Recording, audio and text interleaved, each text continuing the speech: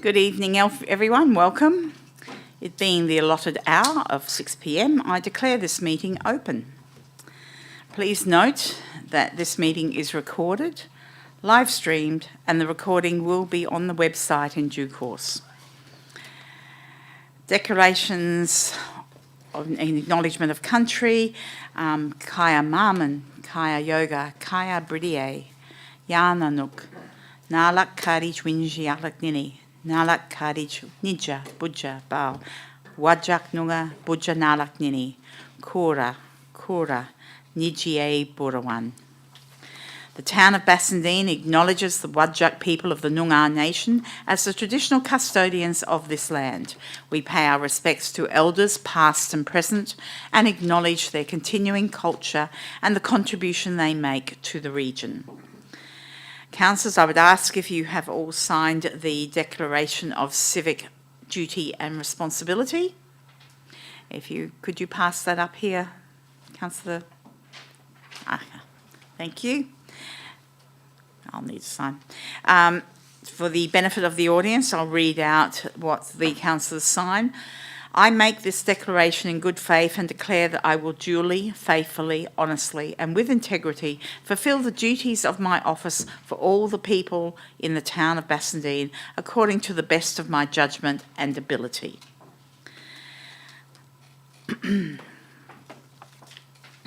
Okay. Announcements by the presiding person. I'd like to just make one announcement and remind residents to have your say on the future of the Windan to Guildford stretch of the Swan River, Derbyl-Yerrigan. In collaboration with our neighbouring councils and DBCA, a locality plan for the area between Windan Bridge and Guildford Bridge will be developed to protect and enhance the foreshore areas for future generations.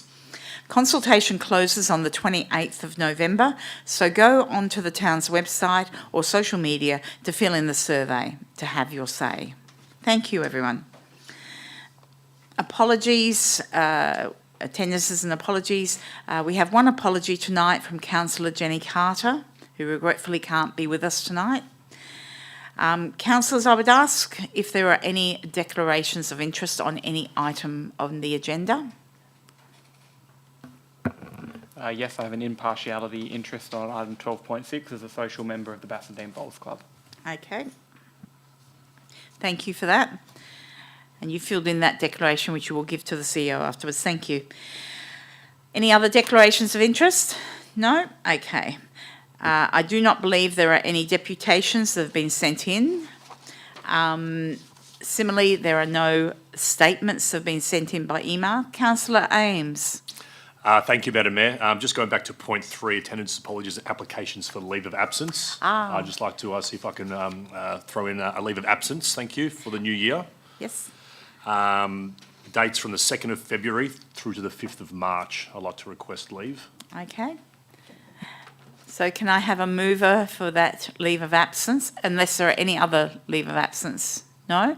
Okay, a mover, I've got Councillor John. Seconder, Councillor Burke. Anyone against? I'll declare that carried. Thank you for that, Councillor Ames. I'm sorry I missed your That's okay, hand thank going you. up before.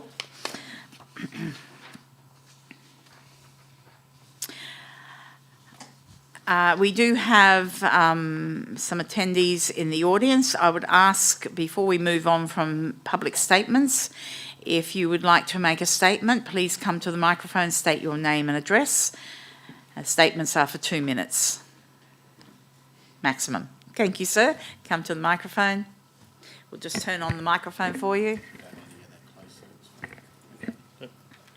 Aaron McKay, 33 North Road, Bassendean.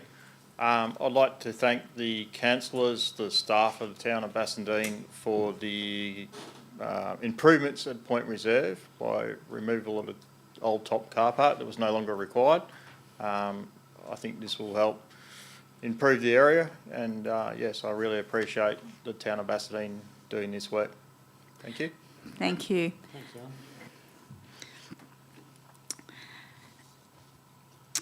Okay, councillors, we now come to question time. Again, I'd ask if any member of the public would like to ask a question. I don't believe any questions have been sent in by email, Mr. CEO. Okay. Okay, no questions. There are nil petitions that have been received by the town. Councillors, we now move to item 9, which is confirmation of the minutes. Sorry, let me just...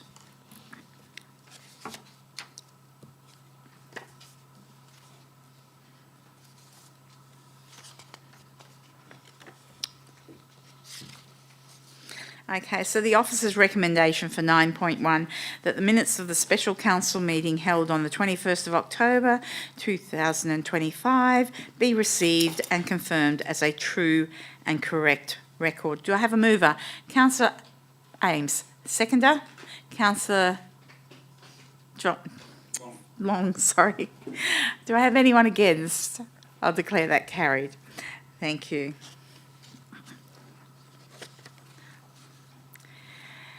There are no, there's no business deferred from the previous meeting, which takes us to item 11, external committee reports, of which there are none.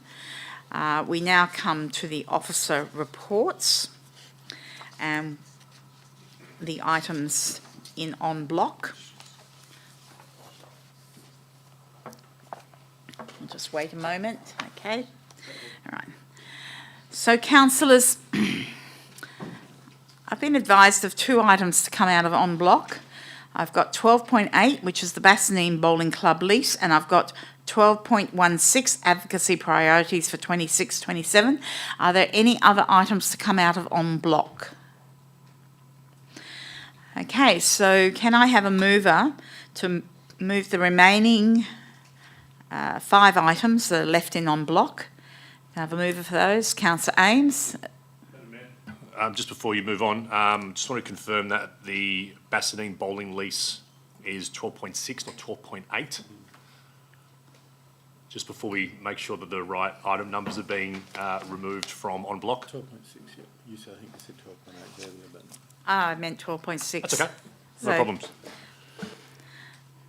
Okay. So if that's the case, could we just get the item numbers Yep, just to make sure that we're all So on the same items that page? we're moving en bloc are 12.2, 12.3, 12.7, 12.17 and 12.18. I think I need my glasses. Okay. So, councillors, can I have a mover for those 5 items? Councillor Ames, a seconder. Councillor Polifka. Do I have anyone against? I'll declare that carried. Okay. So this brings us to the first item on the agenda, which is item 12.4, the RFQ for reverse vending machine. Now, this was covered off last week, but I will ask Mr. CEO if you would like to add anything to that particular item. Nothing to add, Madam Mayor. Okay. So, councillors, are there any questions on this item? Okay, so can I have, I'll just turn to the item.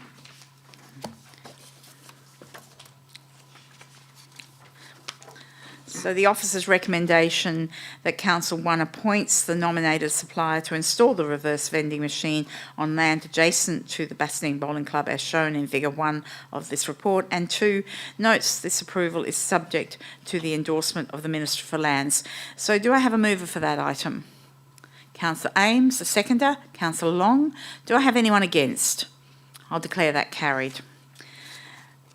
So the next item is 12.5, the RFT for architectural services for Stan Moses and Caledonian Club Rooms redevelopment at Jubilee Reserve. And again, Mr. CEO, is there any additional comment? No, councillors, are there any questions on this item? I will ask for a mover. Councillor Polifka, a seconder. Councillor Burke. Do I have anyone against? I will declare that carried. Okay, this brings us to 12.6, which is the Bassendean Bowling Club lease. Mr. CEO, any additional comments on that one before we go to councillors? No, I think we had a good session at the agenda briefing and there was numerous questions and the report, I think, came through unchanged as a result of that. So I'd recommend it to council to move or debate. Thank you. Councillors. Councillor Plifka? You need to turn on your microphone, Councillor Plifka. Can everybody hear me? Yes, we All can. directors? Okay, excellent. Would like to move that with a slight amendment. I've taken the liberty of printing out some copies of that, but essentially it would just be bringing that into line with the other leases in the community leasing Councillor, framework. could you actually read out your amendment before you actually start? Yeah, I was just giving a synopsis of it, but I'll hand that to everyone We so need they to can know see what it. the amendment is first before you can speak to it. Don't need to be too close to your microphone either. Yeah, we'll get it right. Councillor We'll get it right Plifka, eventually. Councillor Plifka, just move the microphone slightly back. Thank you. We need to get a nice medium happening here. Yeah. So essentially, it would read the same, but we would insert, subject to the following amendment being made to the draft lease attached to the report, and that is that the provision of a 10 years only lease, as opposed to 10 years plus a 5-year option. And the reasons I've provided are there, but essentially what I would be looking to do is to move that amendment so that we are granting the lease, but it would just be a lease for a period of 10 years, as opposed to a total of 15 being 10 years plus a 5-year option. So, Councillor Plifka, do you have a copy you could provide to the CEO? I can give him my copy. I'm aware of what I'm seeking to do. Okay. And if we can just give a minute for the CEO to read what you've provided.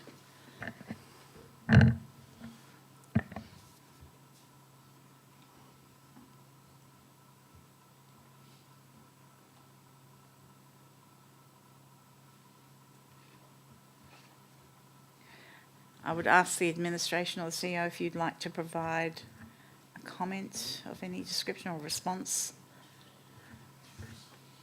Madam Mayor, the amendment is procedurally fine. So for the benefit of the councillors and staff, the revised amendment will make the recommendation read as such: endorse the lease agreement with the Bassendean Bowling Club Inc., capturing a portion of BIC reserve for a term of 10 years, with scheduled lease reviews occurring annually. So the existing officer's recommendation would have the words "with a 5-year extension option" deleted. Everything else would stay the same. Okay. Are you happy with that? Yeah, that's what I was looking to put forward. Okay. So do I have a seconder for Councillor Plifka's proposed amendment? Councillor Burke? Do I have anyone opposed? Councillor Ames?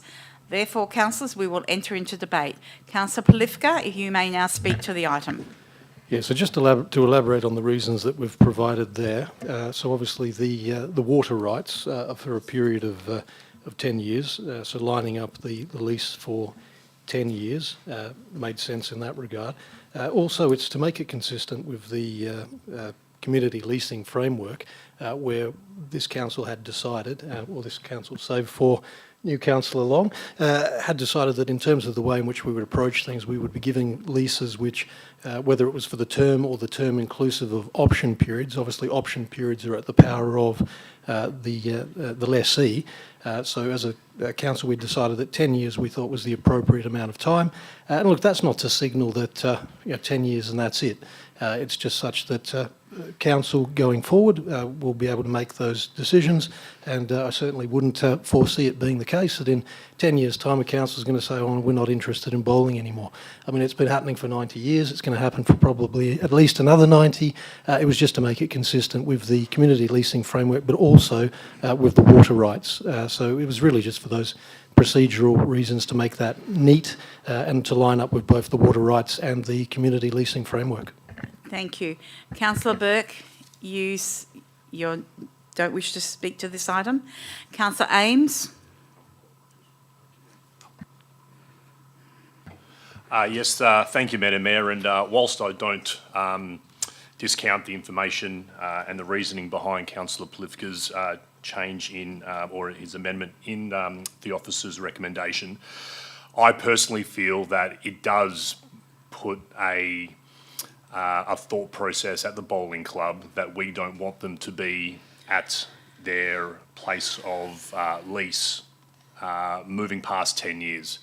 Being a small business owner myself, when you remove things from an agreement or a potential agreement where our community group is asking for longer, I feel that it actually puts that different mindset in and around where the provision of a 10-year term only may put them in jeopardy moving into the future. So I feel that, for me personally, that the officer's recommendation is sound. It does continue to support the Bassendean Bowling Club for 15 years and beyond. And I think it's just a little bit of a administrative change to our community leasing framework that will allow the Bassendean Bowling Club to exist at that spot for 15 years and beyond, not as per the terminology used for a provision of 10 years only, as per Councillor Politica's amendment to the officer's recommendation. So I'd still like to support the officer's recommendation, and at this point in time, I don't agree with the changes to the amended officer's recommendation. Thank you. Thank you, Councillor Ames. Anyone else who'd like to speak for the amendment? I will speak for the amendment. But I would have one question, if you don't mind, Mr. CEO. The negotiation for new leases is normally commenced well before the expiry of a lease, correct? Correct. Okay. I'll speak for this because some councillors were not here when we first initially instigated a leasing framework. The reason a leasing framework was brought about was because there was an extraordinary amount of difference in the way in which leases were applied and licences to various groups. There was clearly, at some point in time in the past, long distance past, favouritism towards some and others not so much. So a leasing framework was created. Then this council asked the CEO to review, the administration to review that leasing framework, and the administration came back with quite some valid points. They did a comparison of other local governments, and it was quite a strident review. In reaction to that, we endorsed the leasing framework again, and part of that leasing framework was to provide a maximum of 5+5 to new leases. Now, this was to enable future councils to make an assessment a decade into the future as to what the situation should be in respect, not so much to move on businesses, but more to understand the changes in the environment, the changes in GRV, which is already written into the leasing framework now. There were aspirations to ensure that the town was receiving revenue that was adequate, particularly since when we first dealt with this matter, we found that we had very little revenue coming in that would pay for the renewal of these assets. Now, this is something that this council is still tackling, that we are looking to actually generate revenue to renew these assets. These assets, we're an old town and we have a lot of assets coming to end of life. So a leasing framework that is for a decade, I think, is not conveying to the bowling club that we don't want them. It is simply saying, yes, you need security, you need to have your lease in parallel to your water licence. The lease itself is as per the terms of the leasing framework, which is 10% of GRV. There is a clause in there to review it at the GRV period. There is also a clause in there to increase it by CPI, which is not a substantial increase. CPI in the last few years has not been dramatically large. So I think that the terms that are being offered are fair, and I would encourage councillors to support what is already part of our framework. Thank you. Councillors, anyone who'd like to speak against Councillor John. Thank you, Madam Mayor. I think the proposed amendment creates a unnecessary reputational risk, which was addressed in the report put by the officer. While I appreciate its sentiment in having a neat and tidy lease that is bureaucratically convenient for the town, I don't think that will be appreciated by the wider public or the institution that we risk to offend. As the officer report states, they're a long-term partner and we risk reputational damage for what I see as administrative convenience. And it's 10 years away. I think as an institution we're capable of handling it, so I will be supporting the officer's recommendation. Thank you. Councillors, further debate for or against? Councillor Plifka, you may close. Thank you. Well, we've heard everybody's perspective on that. I suppose just in terms of whether we would label it administrative convenience or whether it was fairness for all sporting clubs that have had regard to our community leasing framework, which this council passed, to say, well, the leasing framework says a maximum of 10 years, but this club's going to get more. The whole purpose of this was to provide certainty to clubs, because we value all of our clubs equally. We don't value some clubs more than others. So, I mean, that's my desire, to see the community leasing framework that we had spent considerable amount of time developing, being implemented, and implemented in a way which is fair to all clubs. So it certainly isn't any disrespect to the Bowls Club, so much as respect for all clubs, that they can be assured that our community leasing framework, which seeks to deliver fairness amongst all clubs, will be adhered to. And that's really the I think fundamental basis for the amendment. Thank you. Councillors, I'm now going to put it to the vote. All those in favour of Councillor Plifka's amended, please raise your hands. So Councillor Plifka, Councillor Hamilton and Councillor Burke. All those against? Councillor Ames, Councillor John, Councillor Long, which means I use a casting vote.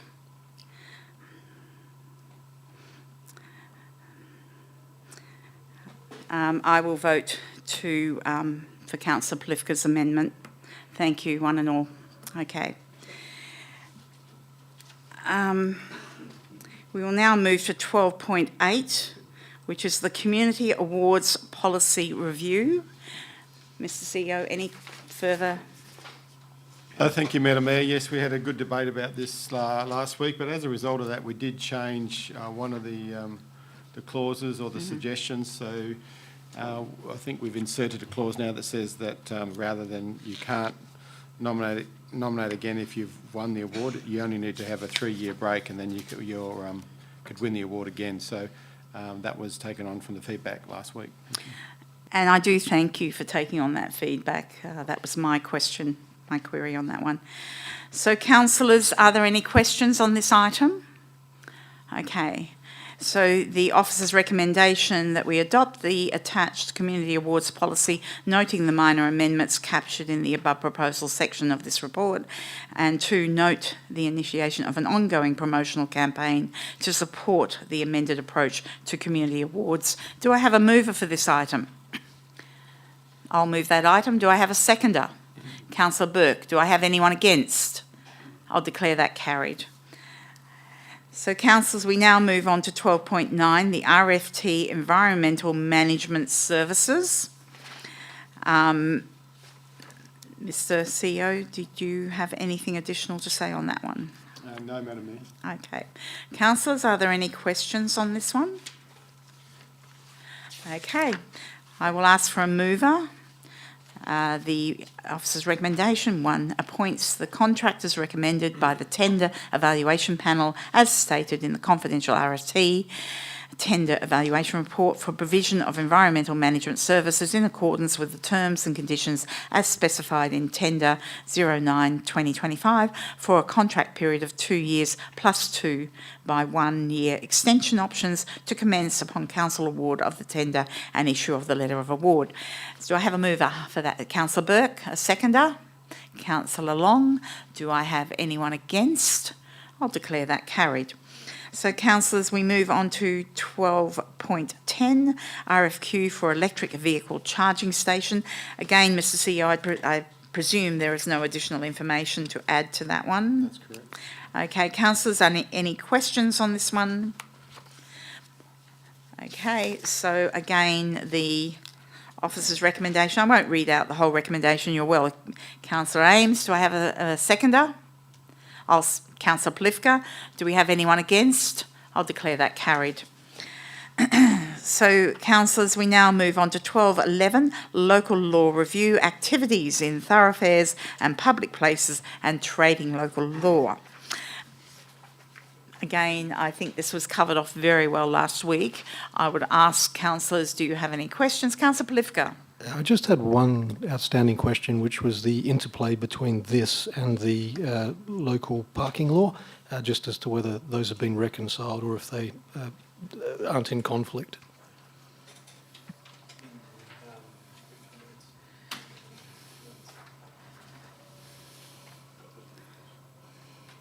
You right?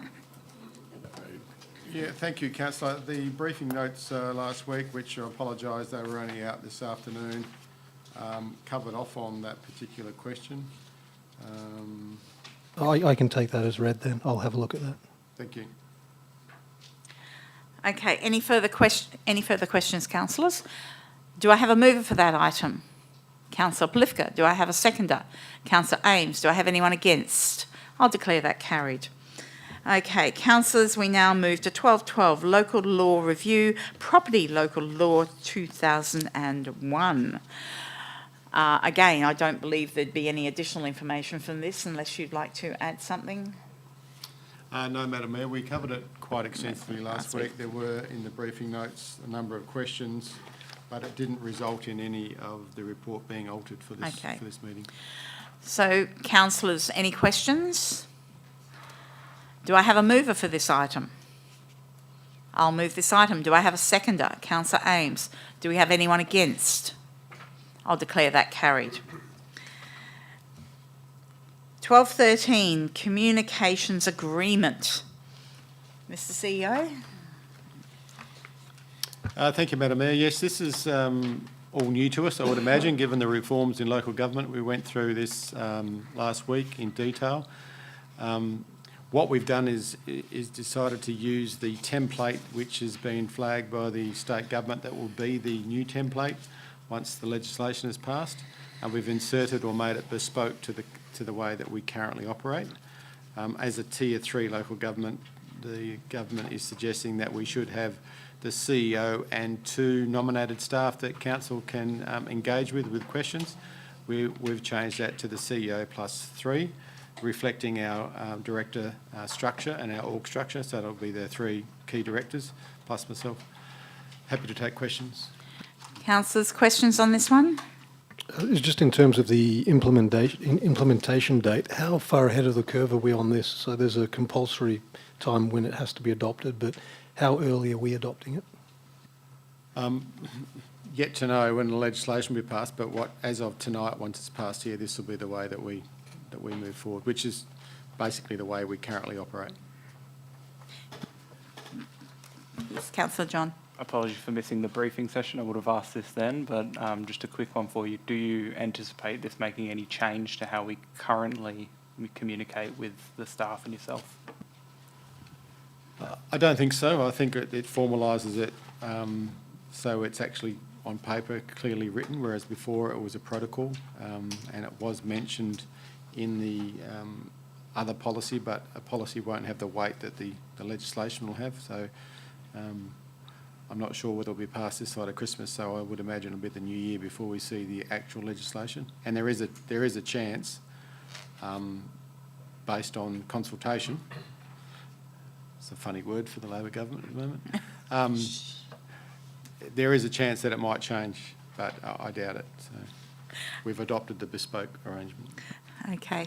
So, councillors, the officer's recommendation that council one supports the signing of the communication agreement attachment 1, so it is attachment 1, between the council and the town of Bassendean and Chief Executive Officer. I will ask the CEO the same question I asked him this afternoon. The attachment 2 seemed very similar, and so Mr. CEO explained to me that the second attachment was the format. Is that the WALGA format? That's the government's Department of Local Government's format. And attachment 1 that we will or may not support this evening is the one that we will be adopting. So I thought that they were fairly similar. I think you confirmed that they were very similar documents. So, okay. So, councillors, are there any further questions from anyone on this particular item? If not, could I have a mover? Councillor Plifka, seconder. Councillor Long. Do I have anyone against? I'll declare that carried. So the next one is the 1214, which is the communication policy. Now, councillors, some of you, or you may all be aware that I sent through a very minor amendment to that particular one. Mr. CEO, you were quite comfortable with that amendment, I think because it was so minor. And I actually haven't got the copy here, so I'll have to send it. I think we do have a copy here, Yep. Madam Mayor. Can I just say that as a result of the briefing last week too, there was a slight change to the policy in itself. Yes. And the 1.3, for those that have their attachments open, was reworded to reflect the protocol we currently use, and we discussed at the meeting, which really says that where time permits, all media responses that reflect the position of the town but do not require a quote attributed to the Mayor will be shared with the Mayor in advance of its release wherever possible. So, thank you. So, councillors, for your benefit, my subsequent conversation with CEO revolved around the fact that we have a very collaborative process at the moment in relation to media releases, and I am cognizant of the fact that there are some media that is minor in nature and is more or less telling the community what's going on. I don't necessarily believe that as Mayor that I need to vet every single piece of media. However, what we're talking about mostly here are media inquiries and things that are of more importance. Would you agree with me, Mr. CEO, on that? Yes, Madam Mayor. Okay. Okay, so councillors, my additional point was an amendment to 1.4. So it was the officer's recommendation, basically with an amendment to 1.4 that inserts, so all media, I'll read the whole thing, all media inquiries for an official Town of Bassendean comment, whether made to an individual council member or employee, must be directed to the CEO or a person authorised by the CEO, comma, and shared with the Mayor for awareness. So that's my addition. Information will be coordinated by the CEO to support the Mayor to make an official response on behalf of the town. So the only words I added, and shared with the Mayor for awareness. Okay? So if I would like to move the officer's recommendation with that amendment. Do I have a seconder? Councillor Plifka? Do I have anyone against? I'll declare that carried. So the next one we have is 1215, which is the social media policy. Again, Mr. CEO, if you would like to add anything? Nothing to add, Madam Mayor. Thank you. Okay.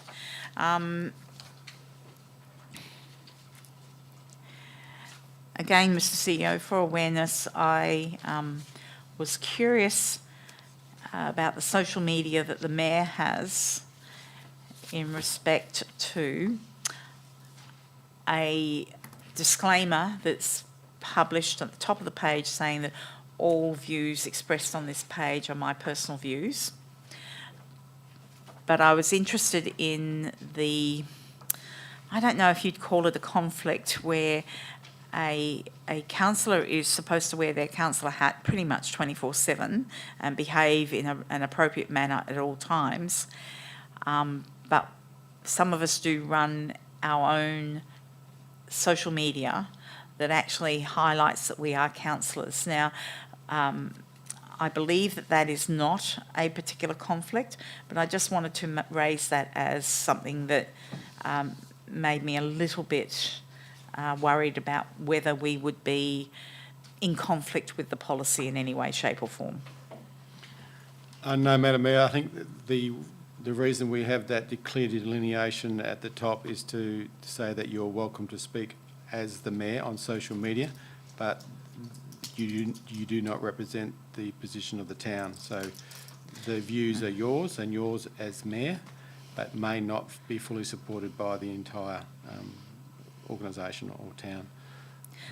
I would hope that I'm not proposing anything that's not supported by the town, but anyway, I try very hard not to go off on a tangent. So, councillors, thank you. Councillor Ames.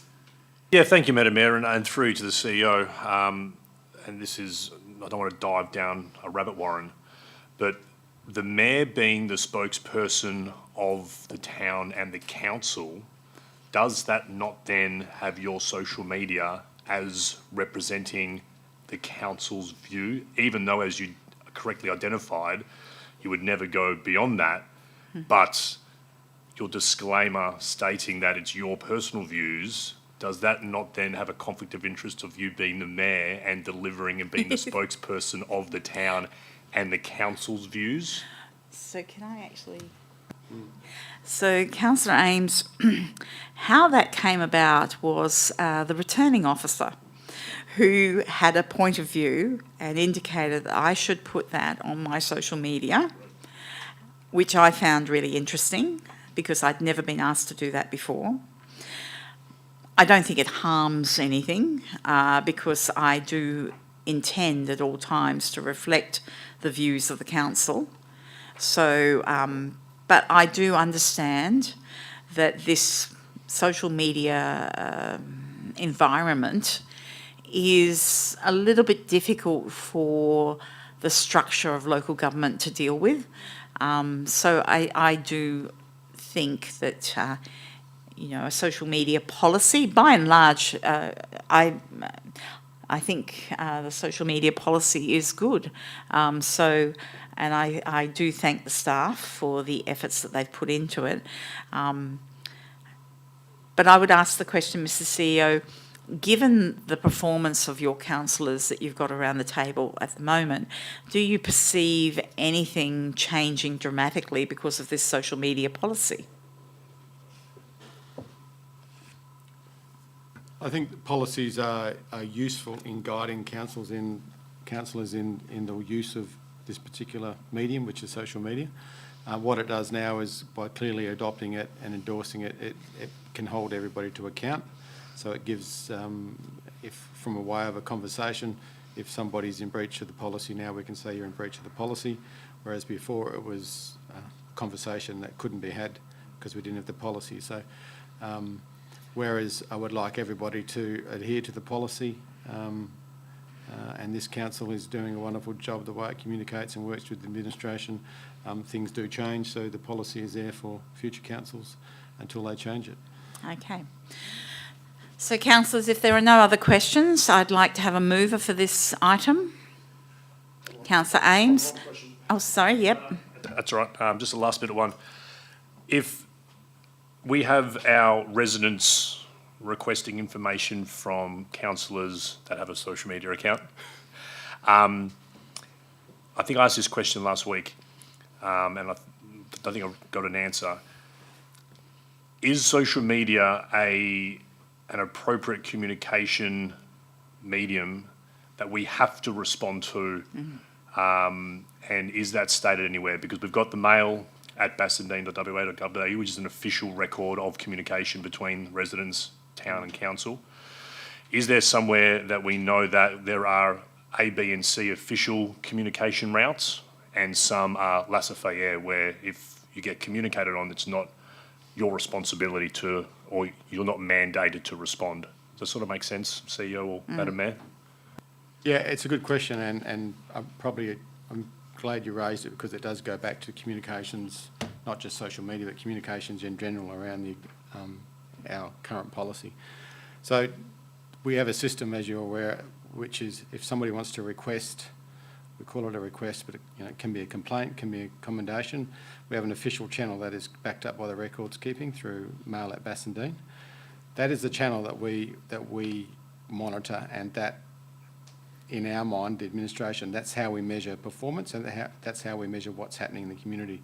What's happening on social media does not influence and should not influence decision making, because 3 or 4 people with a problem that want to get on social media and talk about it, if it's that important, the council's responsibility is to take that and say, have you reported it? And through the official channels, and give us a chance to deal with it in a timely manner. And one of the other reasons why that's more important is because we are dealing with lots of requests, and they get triaged based on importance. So something that's a public safety issue gets dealt with immediately. Something that can wait 7 or 8 days may wait 7 or 8 days. We've got a 10-day response time, which is 10 days quicker than the Department of Water, just to be fair. Anyway, so the importance of following people through the right channels and getting it recorded means we can triage and treat things, whereas if people can jump the queue by having not taken the time, but having contacting council through social media, or just be on social media expressing an opinion, we don't monitor that, and we don't have the resources to monitor, and nor should we, because the people that are using our preferred systems are in the queue, and they're waiting to be addressed as they should be. So council's responsibility with respect is to say, oh, I'm sorry you're having that issue, but please have you raised it with the government through the official channels. If, however, they've raised it through the official channels and the 10-day period is up, they have a legitimate concern and should and have every right to contact a councillor and say, I'm not happy with the administration, they've failed to meet their charter, and it's been 15 days since I've heard about this particular request that I lodged. Then, they're quite entitled to contact their councillor, and then I would expect that my office would be contacted to say, where is this particular situation at? Yes, Councillor Ames. Just to follow up and just very briefly looking at the Town of Bassendean's Facebook page, the introduction, which is, I suppose, very similar to your disclaimer on your Mayor's page, Madam Mayor. The Town of Bassendean is a metropolitan local government in West Australia. Welcome to our official Facebook page. Follow us for all latest news and events. Would there be something that we can include in there to say, if you would like to yada, yada, yada, make a request or an official line of communication, that we do have the Mail at Bassendean email there, which is great, but how can we sort of put that up in bright lights to say this would be the best way for all of your requests, concerns, recommendations, so on and so forth, to be registered within us? And as you rightly said, contacting the administration through the council, which is what we are elected for, should also be a way of properly communicating whatever our residents' needs are. I'm not sure, it might just be a bit of an administration note, maybe nothing to do with the social media policy that we're talking about, but obviously gold standard improvements would be fantastic. Yeah, point taken. We can always better our website if there's clearer. So just on the social media page, my understanding is that you have a link to the web page on your Town of Bassendean social media, so they should be able to simply click that and gather the information. So, I think social media is an interesting beast. So, but in any case, Mr. CEO, my question on this relates to the Mail at. When there are jobs lodged through Mail at or complaints and what have you, they're all given a reference number, are they not? Yes. Yes, they are. Okay. So I usually ask if I'm getting emails saying that they've had no efficient response from the administration. I usually ask if they have that reference number, because it is provided to them at the time when they lodge. So it's fascinating the number of times there is no reference number. But anyway. Okay, councillors. Do we have a mover, Councillor Ames? So this is with, Yes, social media account. So Councillor Ames moving, seconder. Councillor Burke, anyone against? I'll declare that carried. So this brings us to 12:16, which is the advocacy priorities for 2026-27. This has been pulled out because we had some concerns about whether there was an ability to add something to that, but on the short timelines, not wishing to pounce something on the administration. So councillors, Mr CEO, first of all, I'll ask if you want to add anything, and then I'll ask councillors if they've got questions. Thanks, Madam Mayor. Yes, there was good discussion again. We had a workshop in September, and then we fine-tuned that, and we had a briefing session last week, and some of these particular priorities have been fine-tuned again. They're in red text in your report if you've had a chance to read the item and the attachments. There was some confusion today, and I apologise that, and I think even one of the councillors last week. So we attached a detailed, the entire workshop suite of documents as one document that flowed as attachment 2. They were the workshop items in September, but the final priorities that we were asking you to decide on tonight were attachment 3, and they're individually logged. And we did make some changes based on last week's meeting, and they should be in red text. The officers that are present tonight are the subject matter experts in those particular items, and were responsible for some of the changes. So if there's any questions around any of the items, the staff can answer those questions. So, Mr CEO, can I open with a question? Actually, I'll open to the item, the officer recommendation first.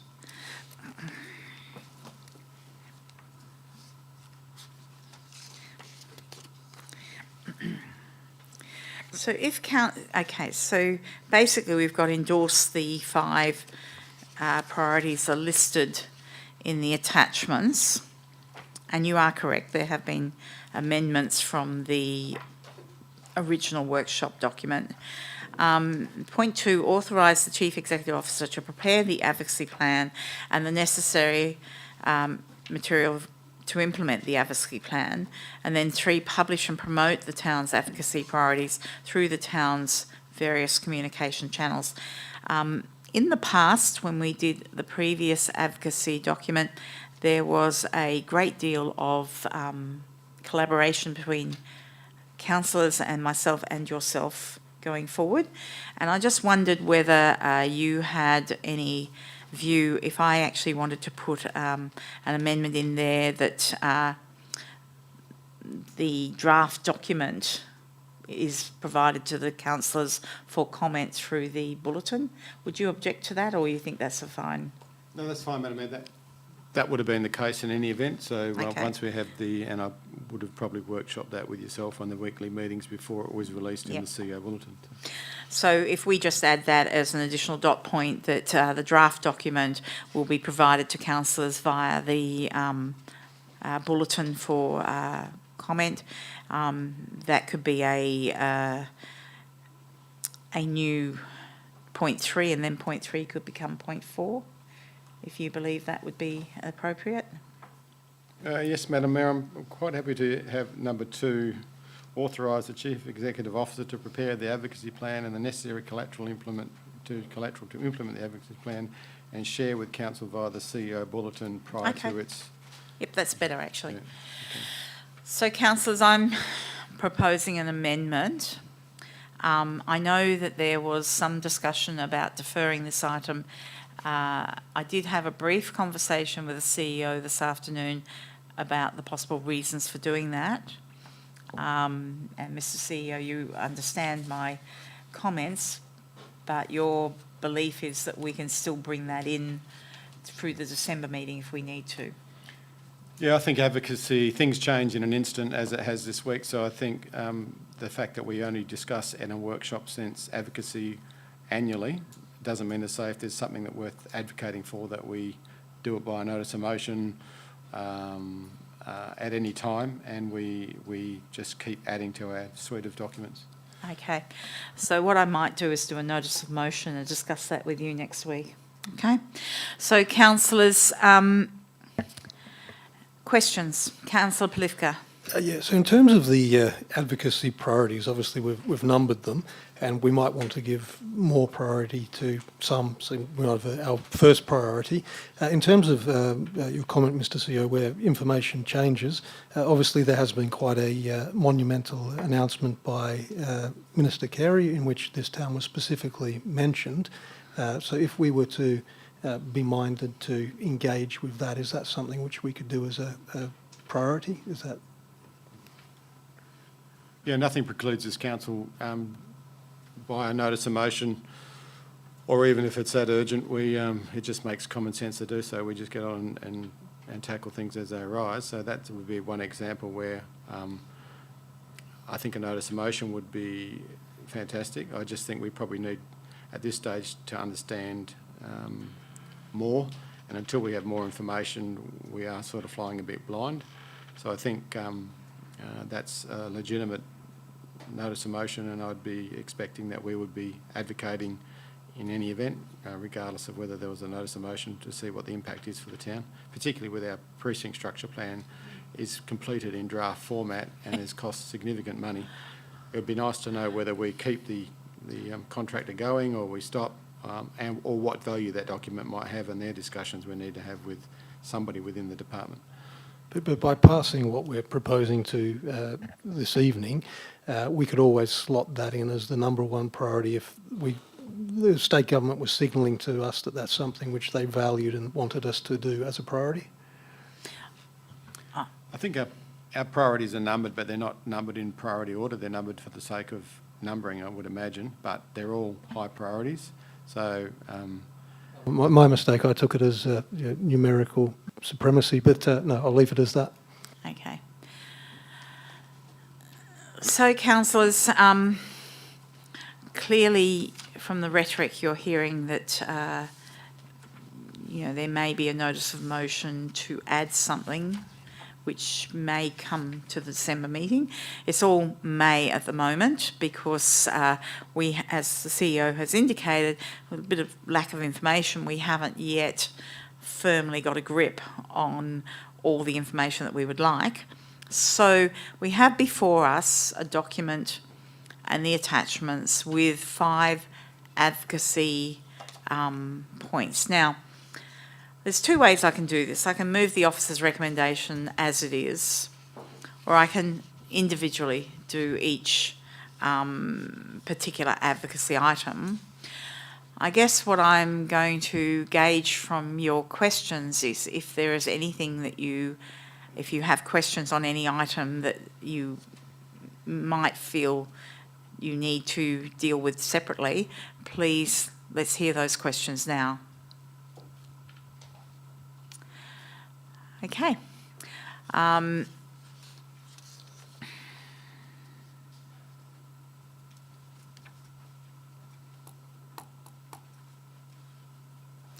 So we have endorsed the following advocacy priorities for 26-27. Priority 1, rating all properties identified as social and affordable housing managed by the community housing providers, CHPs. 2, transport and road safety projects. 3, improved management and future development of the Purton site. 4, Tonkin containment cell. And 5, bicentenary funding for heritage assets at Bassendean Oval. We have the amended item 2 that the CEO has read out, adding that these will come back to us in a draft form via the bulletin. And of course 3 is eventually publish and promote the town's advocacy priorities through the town's various communication channels. Councillors, are there questions on any particular advocacy item? I have a question on the Purton site one, which relates to a question that Councillor Carter brought up last week. And I do understand, thank you, Mr. Asmus, you did, as you said, you did amend that report. It still has a reference to, I don't know, how did you put it? It was selected housing or development or some, I can't remember the wording, but it was changed dramatically. So my question is, should we be going down that path at all, given it's not our site? I understand the need to actually deal with the impost that's put on our staff regarding all the access, illegal access to the site, illegal dumping and blah, blah, blah.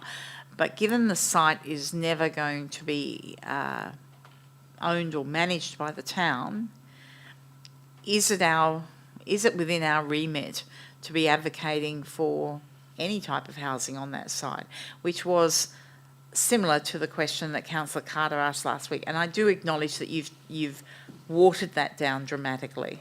So, Yes, look, Thank you, Shane. thanks, Madam Mayor. It's a good point. So that paragraph talks about, so the words were changed to say there appears to be opportunities to develop the site, and that's where it was left. So there were conversations around potentially a cultural centre there, and that could be the development potentially. So certainly took out any reference to housing. okay. So whether you're still comfortable based on that response? Okay, that's what I was getting at, that there was an aspiration. I remember the CEO, when he first commenced, had some great ideas for that site in respect to cultural activities and the is it Indigenous Cultural Facility. So very keen to promote that, Yep. but not necessarily keen to promote housing when it's not our site. It's a state government site. If they're going to build anything, we'd love to see something that is culturally significant. That's my perspective. But I guess if we're going to approve this tonight, I'm hoping that you will take on board some of the feedback. But again, if it's coming through the bulletin, there's an opportunity for councillors to provide feedback at that time as well. Can I just clarify, Madam Mayor, that the final priority reads, furthermore, with innovative, sensitive planning and effective community consultation, there appears to be opportunities to develop the site while further promoting and enhancing the cultural significance of Excellent. which is Okay. directly adjacent. So, and for further clarity, once this is adopted tonight, what I'll be distributing in the bulletin is the advocacy plan, which is the how we will to implement these. So once we lock this away tonight, we won't be opening it up again to change or slight the priorities. The advocacy plan is the doing document, which instructs, write to the minister, meet with the minister, discuss with our neighbours the actions that the CEO and typically the mayor sometimes will be involved with addressing the priorities. Okay, the other one was clearly the transport and road safety projects. And you would have received an email this afternoon, and I agree, Mr. CEO, that was reading the first iteration of the documents rather than the second iteration of the documents. So I do agree that that was an error. But again, with the transport and road safety projects, for instance, I would very much, if we're talking about Guildford Road, I would very much like to see something in there that mentions preservation of the trees, the large ficus trees, but we don't have that anywhere in that. And I'd ask you or Mr. Asmos your opinion on that. I'd prefer we didn't. I mean, not to. We had a workshop which was pretty extensive, and we've had that material distributed, and we've had a briefing session. So, to raise something at this late hour that is out of left field, I would probably think of other ways that we can advocate for that. They are trees in our median, so we are dealing with ourselves in relation to that. We're not dealing with main roads or PTA because they're our trees in our land. So it's something we have in our direct control, whereas the requests that we've made here are relating to road fatalities and congestion and significant road accidents. that affect people coming through our town and our own residents. So they're the things that the plan deals with. Okay. Councillors, while I think about that, could I ask Councillor Plivka? I suppose following on from that, in terms of, look, I don't know, the name escapes me. In our document hierarchy, there's a document that sits fairly high up, and I think it has sustainability as sort of one of the three pillars that we had. So when we do an advocacy document like this, is it that always done through the lens of that particular document? I suppose that's the more overarching question. And then I have a specific question in relation to the Purton site, but maybe I'll let you address the overarching question first. We have, well, the overarching document should be our council plan, and I think that's the one, yes, sorry. Council plan has 5 pillars. Sustainability and environment is one of the pillars. So that's our guiding document. That gives us the guidance over the next 4-year cycle of our actions. Obviously the first year, and that is we build our budget around, and the next 3 are also budgeted for in our long-term financial plan. So that's our key guiding document, mainly because the community has had input to those particular documents, and from there we have a suite of documents, but normally a strategy sits very high, and then a plan is a doing document. So a plan is what the administration will use as the tool to achieve the strategy. Tonight we've identified advocacies via our advocacy policy, and the real reason we have an advocacy policy is to identify issues that are beyond our control that we need assistance with, that are impacting our ability to either be financially sustainable, to be environmentally sustainable. There's a number of actions in there. So the advocacy is about how do we effect or enable something that's currently outside of our control to become inside our control by having relationships with state government or federal government or other stakeholders. So it sits outside of the corporate plan, but it still meets the same objectives of making our community more livable. And then I suppose, obviously I've heard the administration's position in relation to the Lord Street, Guildford Road retention of trees. But when it comes to the Purton side, I think there was a reference that Shane read out to sustainable development or something of that nature. I had a discussion with a community member whose family had an association with that site, and he mentioned 3 trees he could specifically remember which were of particular, I suppose, importance, maybe just on account of their physical appearance. In terms of protecting trees of that nature, is that something which would fall within the sustainability that we're advocating for? At the Purton site? Yes. He said there was 3 which were particularly important, unusual, significant. Not significant in the test that we have for regulated trees, but there was something about them Indigenous. that... I'm not sure it was even that. It might have just been the aesthetic value. I mean, there was a few considerations he had. So at the moment our advocacy policy is broad in its effect. We want to stop illegal access, we want to stop illegal dumping, and we want to preserve any vegetation that is currently there before it's vandalised or ruined, regardless of when. But it's not our land, so we don't know what is a noxious weed, we don't know what is significant or not significant. What we're asking for is for the owners of the site to make it safe, so those activities that are currently occurring in there stop occurring, and then some influence over some kind of sustainable development, which means that the site has some significance to its recent and not so recent history when something is done. But as the Mayor said, we are powerless at this stage, given we don't own the site, and the ownership of the site will probably bypass most of our planning regulations. Oh, so it would fall outside of and be different to, I suppose, a situation where we govern what people can do with trees on private property, so it would fall outside that regime as well? I would imagine so if it's given to an Aboriginal corp, yeah. Okay. Okay, thank you. So, councillors, what I'm going to do is I am going to individually go through each of these advocacy items for a vote, okay? Mainly because I have one particular item that I would otherwise perhaps vote against. That's myself. But if we do these individually, Councillor John, apologies. I was just going to suggest perhaps maybe we do it like en bloc, where you pull out or ask if people want to pull out the ones they want to pull out, and that Okay. way the rest can be moved. That's if- correct. yeah. That's actually a very good idea. Thank you.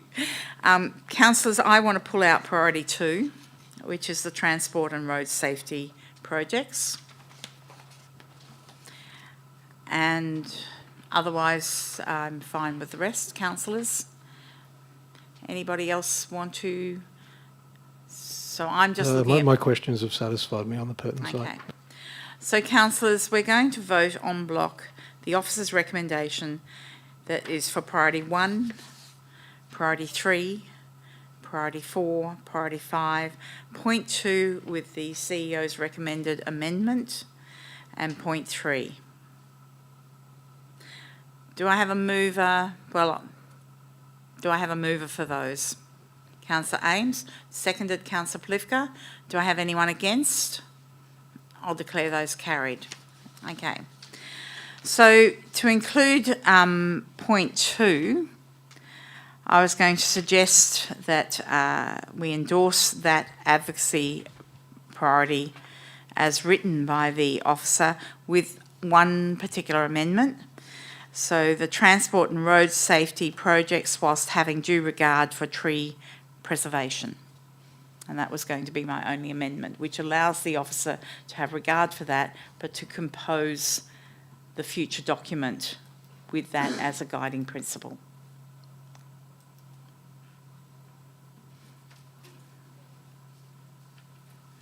So I'm just looking at the officer's recommendation.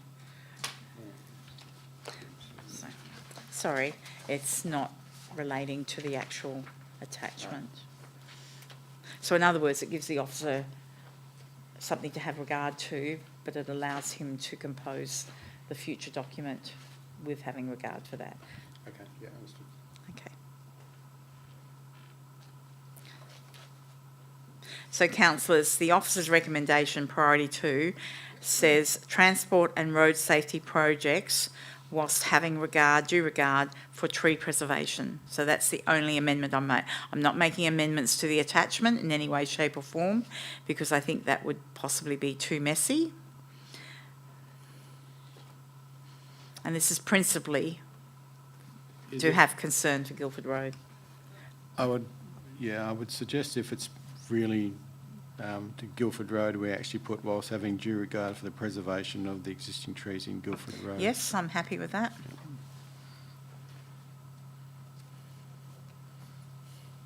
Along Guildford Road. Yeah.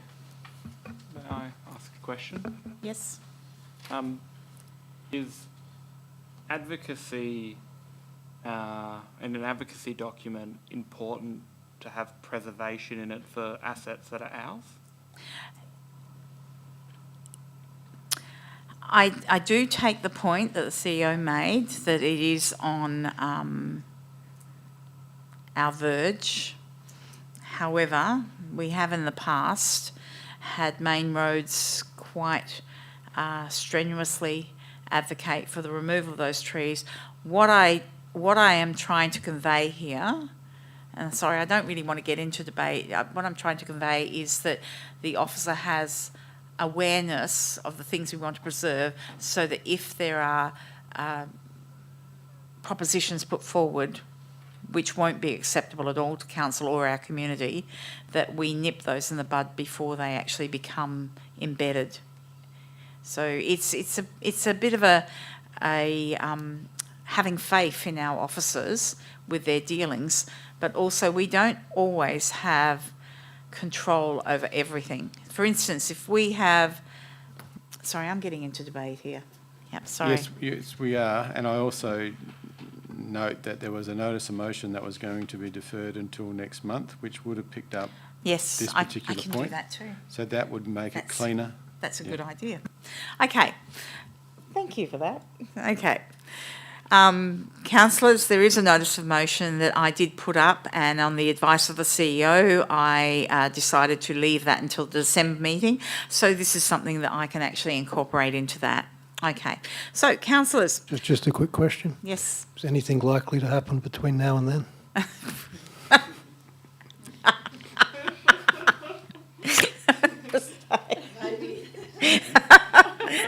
It's 2 weeks.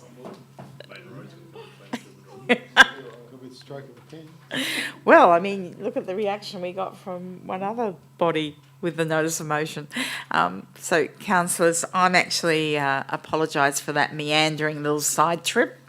I just wanted to make it clear the things that I think are important, and I wanted to see if council thought those things were important as well. And we do, in the end, reflect our community and the things they want to hold on to as well. So, councillors, priority 2, if you would like to vote on that as it is. Councillor Ames is moving, Councillor Prolifica seconding. Anyone against? I'll declare that carried. And apologies again for the very meandering result on that one. Okay.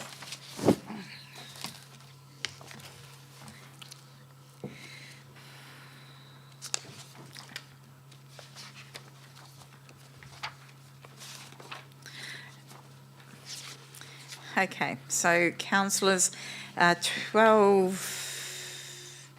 17, 18, 12:20, RFQ, Library and Customer Service Integration Project.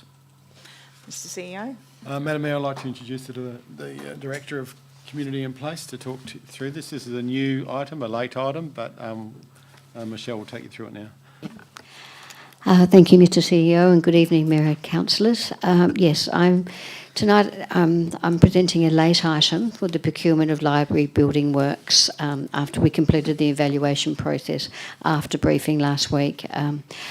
I'm presenting it this evening in the interest of keeping this project moving forward, and I've got a couple of comments to make before I open it up for questions and debate. So an RFQ would typically not come to council. However, this RFQ is an exception because there has been requests from council to bring it back, both through the 2023 February, I'm guessing 28th of February council report, and then through the Land Asset Strategy workshop and report in August of this year. The other reason that it's coming back to come into council is because with the inclusion of RFID, it pushes an RFQ into RFT territory. So for that reason, it's here for consideration as well.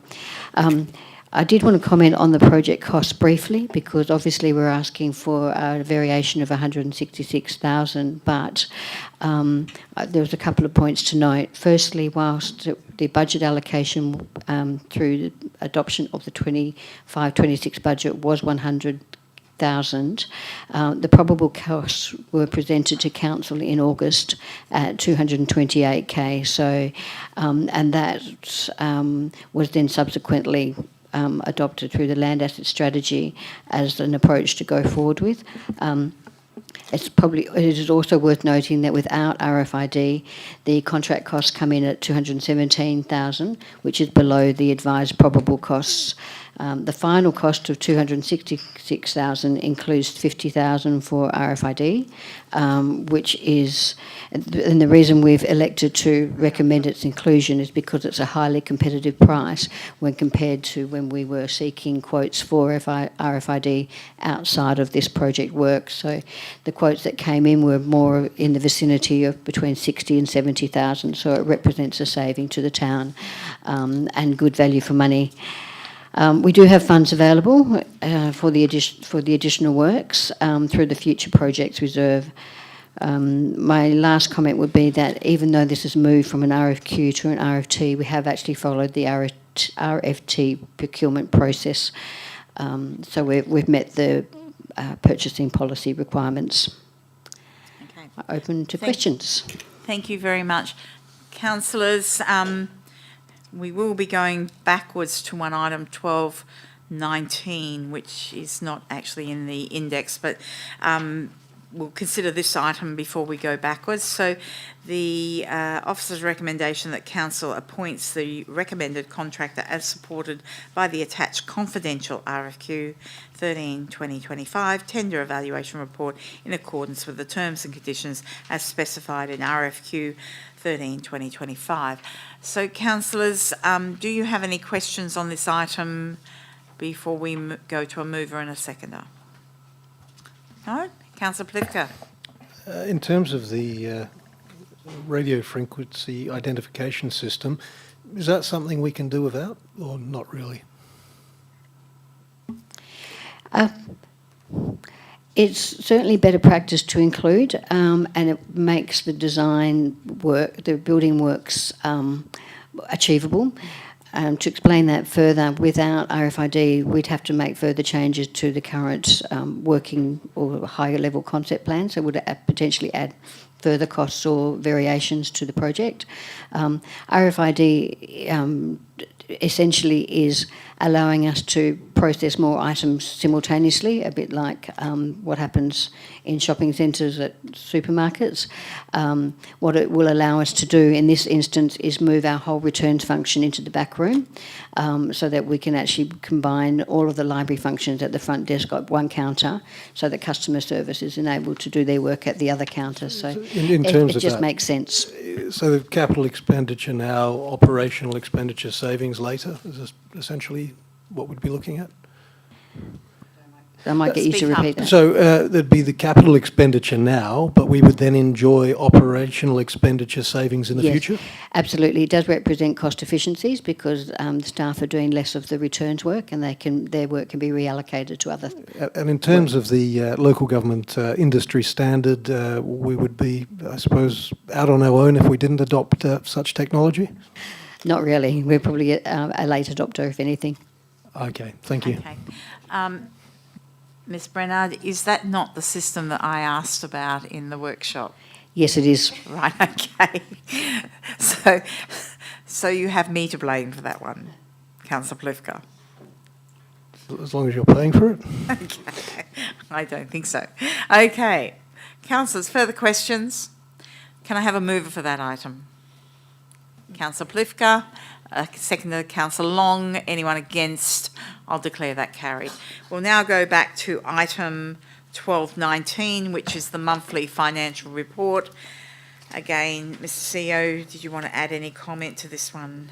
I'd actually like the Director of Corporate Services to present this item because I don't think this item's been presented as yet. No, Thank it you. wasn't. Thank you, CEO. Mayor, through the Mayor and through the Chair, I'll give a short update on the October financials. For October, the town is in a good financial position. Our revenue is on track. We are receiving about the level of income we expected from the rates, fees and sources. Rates are normal for October. Rates collection progress percentage is 65.5%, which is in line with our historical trends. Fees and charges are above budget by about $314,000, partially attributed to higher rate instalment fees, income due to higher number of ratepayers. So people are actually taking out the rate option a bit more. Registering of instalments, which is good in one way, but in another way it's not. It's just telling us about the economic trend at the moment. We've also got a higher planning application processing fee, and it's higher because we budgeted less, and so we're actually getting more money now. Change of these things there. Our interest income is higher for about 194,000 due to budget, which is favourable because of the market and also timing of the cash. And also some timing of major project down, we still to budget. Our expenditure is lower than expected, mainly due to infrastructure maintenance programmes, road maintenance, reserve maintenance. So it's very small movements there. Our capital works are tracking below budget due to timing as well. Thank you, Mayor and Councillors. I'm happy to take any questions. Councillors, questions on this item? Okay, do I have a mover for this item? Councillor Plivka. Seconder, Councillor John. Do I have anyone against? I'll declare that carried. So, councillors, that brings us to a close to the public reports. Now, Section 13 is motions of which previous notice has been given. As indicated, I did lodge a notice of motion with the CEO, but due to discussions last week, I indicated to the CEO I was willing to withdraw that and represent it in a different format in December. So that's also possibly number 14 as well, announcements of notice of motion for the next meeting. There is no urgent business that I know of. We'll now move to confidential business. So I'd ask for a mover to go behind closed doors. Councillor Polifka, seconder. Councillor Burke. Do we have anyone against? I'll declare that carried. So we'll just wait for the doors to close and we'll wait for the live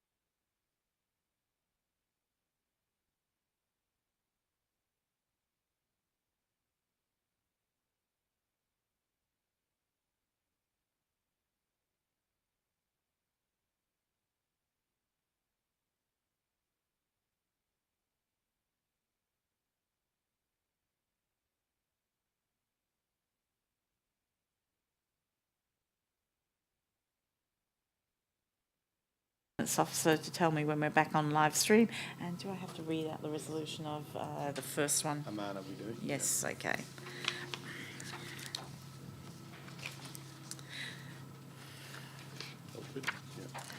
Okay, sorry, I just need to find, okay.